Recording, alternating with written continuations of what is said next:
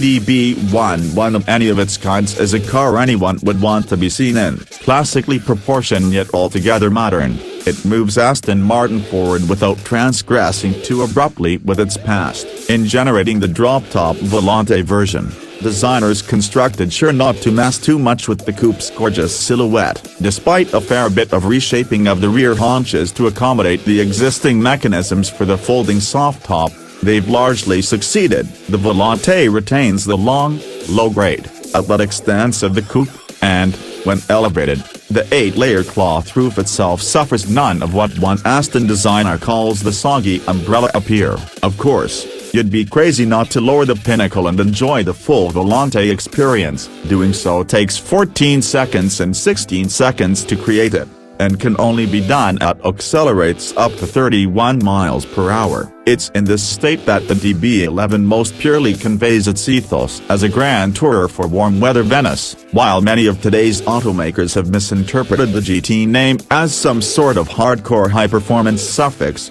Aston allows its DB11 to be a true GT car in the oldie tradition, with a compliant journey, a comfortable interior, and an effortlessly robust but not brutal sum of power. The last comes Volante of a version of a twin-turbocharged 4.0-liter V8 sourced from Mercedes-AMG, here producing 503 horsepower and 498 pounds-feet of torque. These pleasing characters are all present in the hardtop DB11, too, and while it's hard to assess the differences between it and the Volante without back-to-back drives, Aston's efforts to bolster the roof-loose model's structural rigidity seem to have paid off. We noticed nary a quiver, shake, or unseemly tremor during our times with the car, although we were driving on mostly pristine roads in the south of France. About 98 pounds of the Volante's claimed 254-pound weight gain over the V8 coupe are attributed to structural improvements, and while the extra weight wasn't specifically apparent,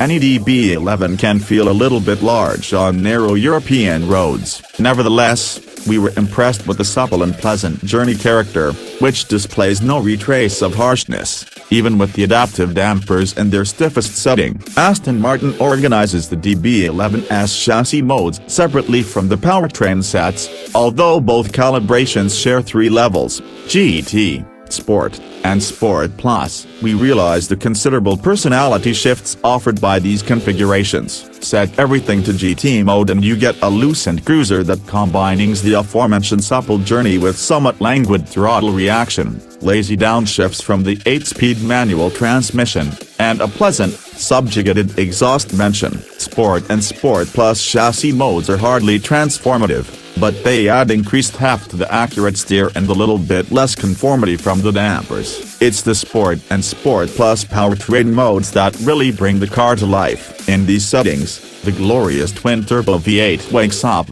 with more immediate response to throttle inputs, snappier shifts from the gearbox, and a genuinely thrilling soundtrack filled with characterful pops and cracklings. The Volante is best enjoyed with the top down, the suspension left in the relaxed GT mode, the powertrain in its most aggressive Sport Plus mode, and a heavy paw on the right pedal. After all, heard something is a surefire course to ensure being met. With the top lowered, spectators will be able to check out the DB11's plush interior, which is much improved during a stint of yore. Partnering with Mercedes-Benz on its electronics has done Aston amazes for modernize the compartment, as the command-based infotainment system is eminently usable and the presentations all show crisp and clear. Even so, some fit and finish issues persist and there are elements of cheapness within. It seems worth it to shell out a little bit extra for some of the most extreme leather colorings and exotic materials, as the car we drove didn't quite delight with its black upholstery and somewhat drab piano black trim. We've gotten this far without mentioning the 600 HP, twin-turbo V12 that has such a focal piece in top-level DB11 coupes, and that's because the Volante does without that engine alternative. Ostensibly,